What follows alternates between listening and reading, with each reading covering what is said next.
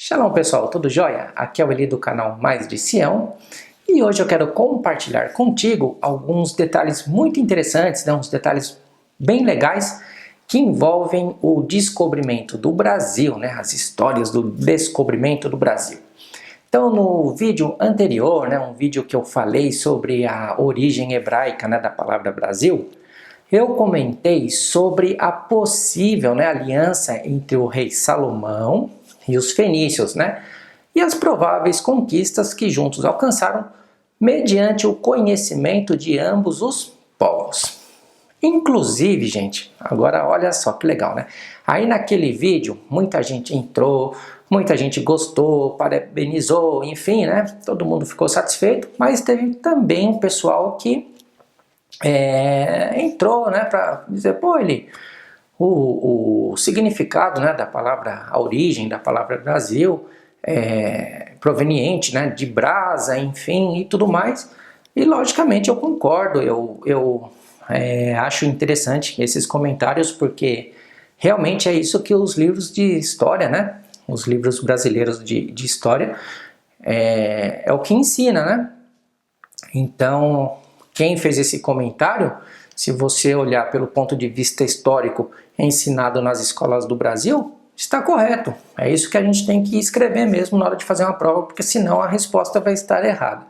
É a mesma coisa se a gente olha para o lado teológico, Você, por mais que você estude a Bíblia dentro de um contexto, quando você vai fazer uma prova de teologia, não importa o que a Bíblia diz, o contexto bíblico diz. Se tem uma pergunta que o livro diz que a resposta tem que ser aquela, você, meu amigo, você vai ter que responder o que o livro diz. O que o criador daquele, o professor daquela matéria interpretou lá no passado, Se você escrever diferentemente do que ele disse, acabou. Então a questão está errada. Então, minha gente, tem muita coisa que acontece aí, que a gente estudou, que ok, a gente aprendeu aquilo, a gente não foi pesquisar lá na época que estudou, que fez a prova, para ver se era realmente aquilo. Então, tem muita gente que fica naquele, aquele aprendizado que teve, e logicamente eu não estou aqui para criticar ninguém, eu só estou aqui para tentar mostrar alguns pontos interessantes dentro da história, que muitas vezes esses pontos não são comentados nas salas de aula. Então, olha que legal. Você tem um grande exemplo aí no Brasil, por exemplo, lá no Rio de Janeiro, a Pedra da Gávea, Se você é carioca, você já imagina o que eu vou falar. Mas muitos brasileiros não sabem que na Pedra da Gávea, no Rio de Janeiro, nós temos indícios de um possível escrito em fenício, esculpido na rocha, que até agora nenhuma autoridade brasileira explicou com clareza, ou pelo menos ninguém teve permissão para o fazer, Então a história da Pedra da Gávea está lá num suspense daquele, Muita gente acha que aquilo lá é lenda, já tem outras pessoas que falam, não, peraí, aquilo lá realmente tem fundamento, mas ninguém sabe exatamente o que aconteceu. Então, eu encontrei algumas informações interessantes sobre um cidadão lá no passado, chamado de Padre Souto, conhecido como Padre Souto. Ele solicitou ao Instituto Histórico e Geográfico Brasileiro, no ano de 1837, a destruição da Pedra da Gávea. Para quê?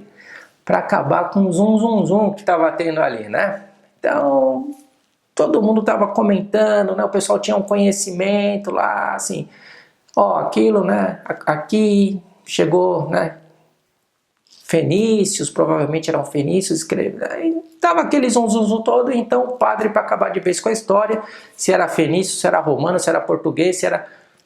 Vamos destruir para acabar com isso daí. Tudo indica que o tal Padre Souto era, na realidade, o vigário da Lagoa, Manuel Gomes Souto, que defendia a ideia de que somente os mistérios apresentados pelo Vaticano eram válidos e deveriam receber a atenção, né, especial da população. Então, para a maioria dos brasileiros, esse fato ele é espantoso, né? Principalmente por descobrirem, praticamente depois de 500 anos, que a descoberta do Brasil aconteceu muito tempo atrás, né? Muito antes daquilo que nossos pobres livros de história nos contam sobre influência do catolicismo romano e interesses políticos. Agora, tem uma coisa muito legal que eu encontrei, um assunto aí recente, né? Em 10 de outubro do ano de 1982, o jornal New York Times, inclusive você pode entrar no jornal, procurar lá nas edições antigas, né, no arquivo deles que você vai encontrar. Está online, aberto para todo mundo lá ver. Então o New York Times publicou uma matéria sobre Robert Frank Marks, tá? Um arqueólogo americano que iniciou uma série de mergulhos na Baía da Guanabara. Esse assunto aqui é legal. E o arqueólogo estava lá tentando descobrir uma embarcação ou embarcações antigas, né, que naufragaram ali na região, e provar que o Brasil foi visitado num passado remoto, né, um passado muito distante, antes do tal descobrimento anunciado pelos portugueses. Então estava lá, estava trabalhando, mergulhando, tá, coisa vai, coisa vem, e um belo dia o americano descobriu algo muito interessante. Ou seja, ele encontrou uma embarcação bem antiga, com vasos que você pode ver agora aí no vídeo, similares aos utilizados pelos fenícios e também pelos romanos, né? Que datam ao menos 17 séculos antes da chegada dos portugueses na ilha de Vera Cruz ou Santa Cruz. Ou seja, 1.700 anos antes dos portugueses chegarem ao Brasil, outras embarcações já tinham ancorado lá nas terras tupiniquim, né?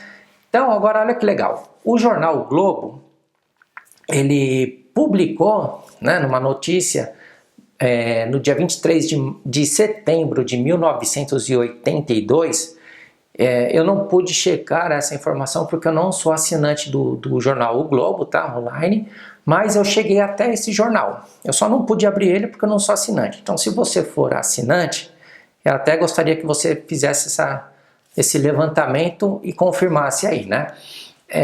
Então, o jornal O Globo publicou, né, no dia 23 de setembro de 1982, que essas peças, né, encontradas, que esses vasos, né, encontrados pelo mergulhador, foram guardadas, né, mantidas em sigilo pelo governo brasileiro. Então, o mergulhador veio lá, trabalhou, né, mergulhou, escavou lá no fundo do mar até que encontrou lá uma embarcação muito antiga, encontrou vasos, né, tá? E aí o pessoal falou, não, aquilo lá é vaso de macumba, coisa. Vieram com um monte de conversa lá e, para acabar ainda, para piorar mais a história, a Marinha Brasileira entrou em disputa, né, contra esse arqueólogo, né, Marinha Brasileira, e levou o Brasil a proibir o tal do Robert, né, do Robert Frank Marks, de entrar no Brasil novamente, e ainda proibiu toda a exploração submarina. Então ninguém mais podia chegar lá na Baía de Guanabara e, né, praticar lá, trabalhar, escavar, acabou. Ninguém podia mais fazer isso. Então a Marinha Brasileira despejou uma grande quantidade de lodo em cima daquele achado, né, da embarcação, todo aquele material arqueológico, e acabou soterrando todos os restos, né, todo aquele achado, né, uma riqueza histórica. O Brasil acabou estragando tudo, né, jogou uma grande quantidade de lodo em cima de tudo aquilo. Para quê? Para dificultar, né, o trabalho de novos arqueólogos que se interessassem por essa história, enfim, e fosse lá realizar um trabalho. Então acabou, não podia mais fazer nada, e agora o trabalho arqueológico na área encerrou. Então, a única razão para essa atitude é o achado de que a prova, né, aquela prova encontrada, ela comprova a presença de navegadores e embarcações antigas na costa brasileira, antes mesmo, né, da chegada dos portugueses no ano de 1500, né, refutando as teorias recentes sobre o tal do descobrimento do Brasil, né, isso que a gente aprendeu nos livros aí. Uma coisa, gente, é a gente falar sobre descobrimento, tá? E outra coisa é a gente falar sobre colonização. O Brasil foi colonizado pelos portugueses, isso eu não abro mão. Mas descoberto já é uma outra história, né? Então, considere que no período da colonização das terras Tupiniquim, a Igreja Católica exercia uma forte influência, né? Uma grande influência no reinado de Portugal e Espanha, e naquele período os judeus tinham duas escolhas, né? Ou seja, chegou uma hora que a Igreja Católica começou a perseguir lá o pessoal e eles tiveram duas escolhas, se tornarem cristãos novos ou morrerem na Santa Inquisição. Então diz a história que os primeiros judeus, né, que chegaram, né, lá na região de Sfarad, né, hoje que você conhece até mesmo como a cidade Castelo de Vide, de Portugal, né? Sfarad, dentro do contexto bíblico, as terras onde você hoje tem Espanha, né? E Portugal. Então, os primeiros judeus que se tem história, eles, depois que o templo foi destruído, né? No ano 70 da Era Comum, esses judeus eles partiram para Sfarad e ficaram lá. Uma parte foi para a região, para a Espanha, outra parte foi para a região que aí nós conhecemos hoje como Portugal, e se estabeleceram ali, né? Então diz a história que esses judeus, né, chegaram naquela região, se instalaram, permaneceram por ali, e uma grande parte também foi para a Espanha.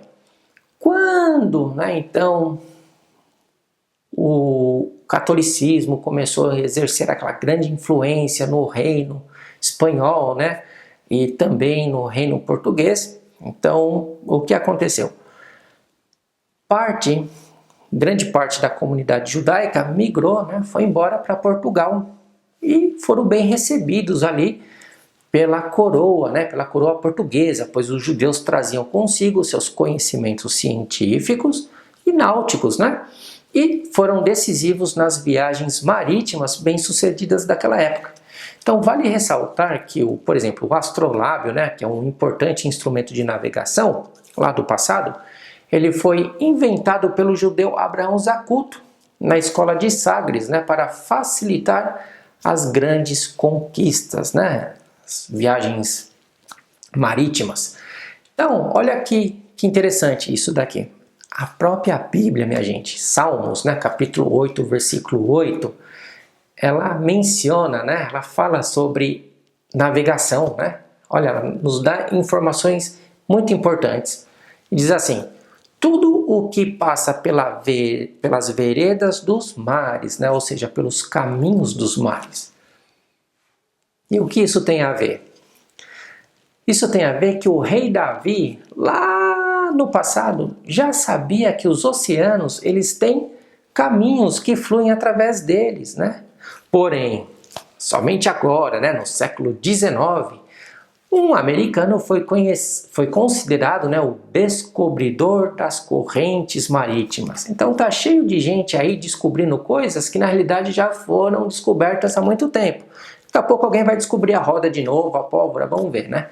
Então, o rei Davi, né, que foi o pai do rei Salomão, que eu comentei lá no vídeo, né, sobre a origem hebraica da palavra Brasil, ele fez alianças com os grandes navegadores fenícios, né, onde tudo indica que tanto israelitas, né, quanto fenícios estiveram no Novo Mundo, né, milênios antes dos portugueses, né, chegarem ao Brasil.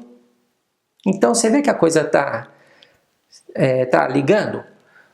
Como você pode ver, né, a experiência e o conhecimento náutico por parte dos judeus não foi adquirido recentemente. Pedro Álvares Cabral, por exemplo, ele era filho de mãe judia convertido ao catolicismo. Combinou, então, ele foi lá, pegou todo aquele conhecimento que ele tinha e combinou aquele conhecimento antigo judaico com os avanços tecnológicos naval daquela época para navegar até o Brasil, trazendo consigo não somente cristãos e escravos, né, mas também astrônomos judeus, né, cristãos novos e cripto-judeus, né, judeus que ficam lá escondidinhos, não falam para ninguém que são judeus. Até hoje lá em Portugal você encontra bastante cripto-judeus.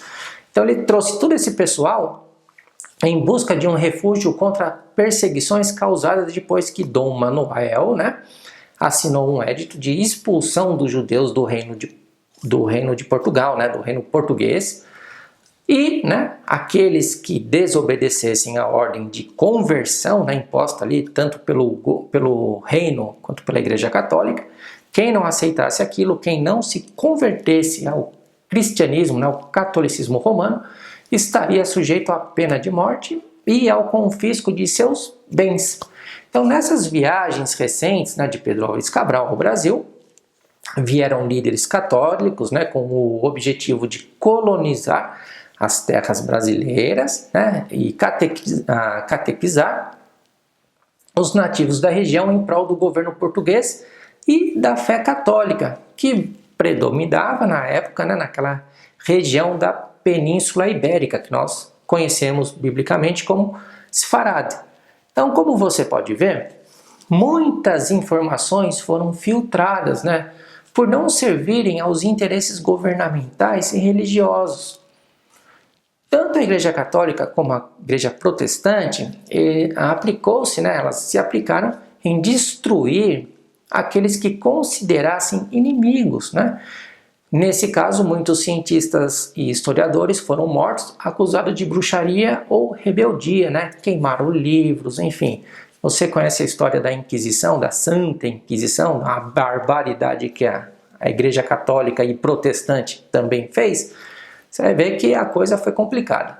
Então, felizmente, apesar de todas as perseguições, né, olhando para Israel, o plano de Deus ainda continua, né, ele não falhou para a nação, e por isso encontramos uma profecia interessante, né, destinada aos judeus sefaradim, né? Quem são os judeus sefaradim? Os judeus que viveram, né, na Península Ibérica, os portugueses, espanhóis, enfim. Então Deus prevê, através do profeta Obadias, que os cativos de Jerusalém que estão em Sefarad, você vai encontrar lá mesmo na Bíblia em português escrito Sefarad.